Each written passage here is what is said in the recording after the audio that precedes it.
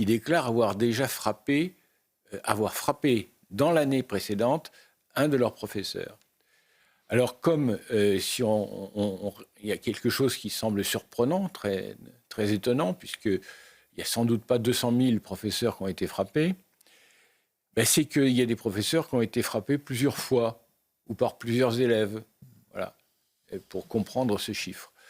Et je me souviens que cette enquête financée par le ministère de l'Éducation nationale, pourtant, avait été complètement passée sous silence. Et pourtant, ce sont des chiffres absolument effarants. C'est pour ça que très souvent je parle de l'espace médiatique.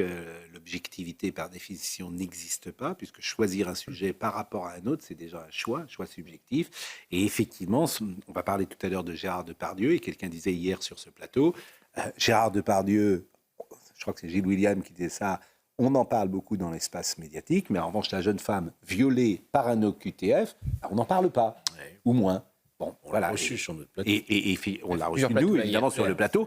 Et il y a quand même, effectivement, un sujet qui est gravissime. Alors, vous écrivez également islamisme et wokisme. S'ils ne puissent pas aux mêmes sources, sont néanmoins parents une pensée profondément réactionnaire par leur rejet commun de l'universalisme des Lumières. Cette parenté essentielle explique sans doute la complaisance du second pour le premier sur le terrain universitaire et éducatif.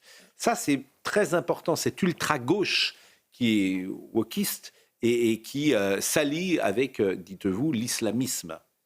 Oui, qui rejoint l'ultra-droite, d'ailleurs, sur le plan de l'anti-universalisme. Sauf que l'ultra-droite, aujourd'hui, elle est peu présente dans le débat. Elle est peu présente, mais il y a une filiation qui est intéressante.